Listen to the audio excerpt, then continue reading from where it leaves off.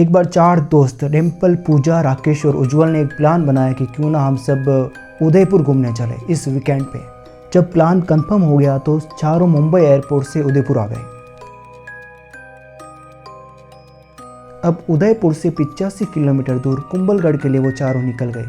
अभी फिलहाल शाम के करीब 6 बज चुके होंगे। ऐसे में कुंभलगढ़ के लिए एंट्री बंद हो चुकी थी, तो उन्होंने पास में एक होटल में रूम ले लिया। उज्जवल और राकेश दोनों का यूट्यूब पे एक हॉन्टेड व्लॉग वाला चैनल था, जहां दोनों नाइट में हॉन्टेड व्लॉग शूट करके डाला करते थे, लेकिन उन्हें नहीं पता था कि आज उनका ये आखिरी वीडियो भी हो सकता है। अब राकेश और उज्जवल दोनों ने अपना कैमरा सेटअप रेडी किया और निकलने ही वाले थे, तभी डिम्पल और पूजा बोली, हम भी साथ चलेंगे। लेकिन राकेश बोला, देखो ये जगह लड़कियों के लिए बिल्कुल भी सेफ नहीं है। यहाँ भूतों और जानवरों से ज़्यादा इंसानों का खतरा है, जो लूटपाट भी कर सकते हैं। लेकिन डिम्पल बोली, हमारे पास सिक्योरिटी के लिए गन भी है, तो डर किस बात का, हम भी साथ चलेंगे ना। अब चारों साथ पे थे, लेकिन पूर्णिमा की रात में कुछ ठीक ठाक नज़र आ रहा था। अभी करीब रात के 11 बजे थे और सुनसान रात में अजीबोगरीब जानवरों की आवाज़ें भी आ रही थी। ये आवाज़ें राकेश और उज्जवल के लिए नॉर्मल बात थी, लेकिन डिम्पल पूजा के लिए नई बात थी, इसलिए वो डर रही थी, क्योंकि वो पहली बार रात में इस तरह से बाहर निकली थी। उज्जवल और पूजा एक बाइक पे थे, वही राकेश और डिम्पल दूसरी बाइक पे थे। अब कुछ दूर रास्ता तय करने के बाद आगे बाइक जा नहीं सकती थी, इसलिए उन्हें बाइक्स को वही पार्क करनी पड़ी। अब हम चारों जंगल के रास्ते अंदर थे। हम चाहते थे कि कुछ अच्छा हॉन्टेड वीडियो शूट हो जाए। तभी अचानक से ऊपर पहाड़ों से कुछ जानवर उतर के आए और उन चारों के पीछे पड़ गए। अब राकेश ने हवाई फायर भी किया, लेकिन वो डरे नहीं।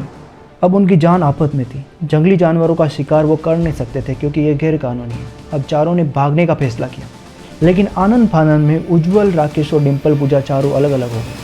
अब चारों ने सोचा कहीं ना कहीं आगे जाकर मिल जाएंगे, लेकिन राकेश और उज्जवल दोनों साथ आ गए, लेकिन डिम्पल, पूजा का कोई अता पता नहीं था। अब राकेश और उज्जवल को खुद से ज़्यादा डिम्पल, पूजा की चिंता थी, तो वो फिर से उस जंगल की तरफ बढ़ने लगे कि शायद वो कहीं दिख जाए। अब ना कि जंगली जानवर नज़र आ रहे थे, ना ही डिम्पल, पूजा, और ना ही मोबाइल में नेटवर्क था। फिर जंगल में काफ़ी देर छानबीन करने पर राकेश और उज्जवल को डिम्पल रोती हुई अवस्था में मिली। वो किसी और इशारा करते हुए बोली, उधर। जब दोनों ने उसके किए हुए इशारों की तरफ देखा तो उनके होश उड़ चुके थे। वहाँ 4-5 भेड़िए एक ग्रुप में किसी का शिकार कर रहे थे। अब राकेश और उज्जवल को लगा कि पूजा उनके बीच नहीं रही। राकेश ने फायर करके भेड़ियों को भगाया, लेकिन वहाँ देखकर उनके होश उड़ चुके थे। भेड़ियों का शिकार हुई पूजा नहीं, बल्कि खुद डिम्पल ही थी। अब वो इस बात को लेकर कंफ्यूज हो गए कि अगर ये डिम्पल ही थी तो उनके साथ में कौन है। दोनों ने डर कर पीछे की ओर मुड़ कर देखा तो डिम्पल अब भेड़िए में तब्दील हो चुकी थी। शायद मरने के बाद उसने भेड़िए का रूप धारण कर लिया था। अब वो दोनों आगे आगे, पीछे डिम्पल की आत्मा वाला भेड़िया। जैसे तैसे करके वो दोनों जान बचाकर भागे और एक पेड़ के पीछे छुप गए। अब भेड़िया भी कहीं नज़र नहीं आ रहा था। अब दोनों वो पेड़ के नीचे बैठ गए। अभी कुछ ही देर हुई कि ऊपर से खून की कुछ बूंदें राकेश के ऊपर गिरी।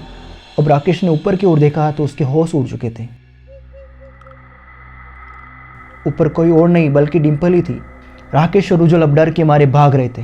उन्हें समझ नहीं आ रहा था कि दोस्त होते हुए डिम्पल उनका पीछा क्यों कर रही है, और पूजा कहाँ गायब हो गई।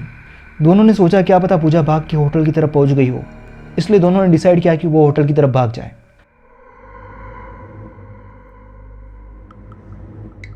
जब वो दोनों होटल पे पहुंचे तो डिम्पल, पूजा दोनों होटल पे सुरक्षित थी। यहाँ तक तो उनको एक भी खरोच नहीं थी। अब उन दोनों को उनकी आंखों पे यकीन नहीं हो रहा था कि ऐसा कैसे हो सकता है। जब उन्होंने डिम्पल, पूजा को कुछ पूछा कि तुम इतनी देर कहाँ थी, तो वो बोली, हम तो सीधा ही होटल पे आ गए कैसे भी करके। अब ये मुद्दा उनके लिए पहले ही बन चुका था। चारों रात को उसी रूम में सो गए। अब सवेरा हो चुका था। उठकर देखा तो डिम्पल, पूजा गायब थी। राकेश ने उज्जवल को उठाया, आसपास देखा, दोनों मिली नहीं। पूरी होटल ढूंढने पर भी नहीं मिली, लेकिन दोनों ने किसी को कुछ बताया नहीं। अब दिन भर जंगल में इधर उधर भागते रहे, ढूंढते रहे, लेकिन दोनों का कोई अता पता नहीं था। रात को फिर से राकेश और उज्जवल ने एक सीक्रेट अभियान जारी किया। अब वो फिर से ढूंढने के लिए निकल गए। कुछ दूरी तय करने पर उन्हें एक जंगल में एक झोपड़ी दिखाई थी। झोपड़ी के बाद भेड़िए नजर आ रहे थे और अंदर किसी की रोने की आवाज़। अब राकेश ने हवाई फायर करके भेड़ियों को भगाया। दरवाजा हाथ लगाते ही खुल गया, लेकिन झोपड़ी के अंदर से अजीबोगरीब बदबू आ रही थी और खून के धब्बे धब्बे थे। ऐसा लग रहा था जैसे वहाँ डिम्पल और पूजा की लाशें पड़ी हुई है। राकेश पास जाकर डिम्पल को हिलाते हुए देखता है, डिम्पल। उज्जवल भी पूजा को हिलाते हुए देखता है, पूजा। ऐसा लग रहा था कि दोनों मर चुकी है। अब दोनों ने डिसाइड किया कि इस झोपड़ी से बाहर निकल जाए। वो जैसे उठे ही थे कि दोनों का हाथ पकड़ लिया। लाशें अब हंस रही थी और वो भेड़िए में तब्दील हो रही थी। जैसे तैसे धक्का मुक्की करने के बाद दोनों वहाँ से भाग गए। एक तरफ राकेश तो दूसरी तरफ उज्जवल, पीछे पीछे डिम्पल, पूजा। अब इधर उधर भागने के बाद अचानक से चारों एक रास्ते पर आ जाते। अब राकेश और उज्जवल की मौत सर पे थी। अब क्या राकेश और उज्ज्वल बच पाएंगे, ये देखना पड़ेगा नेक्स्ट पार्ट में।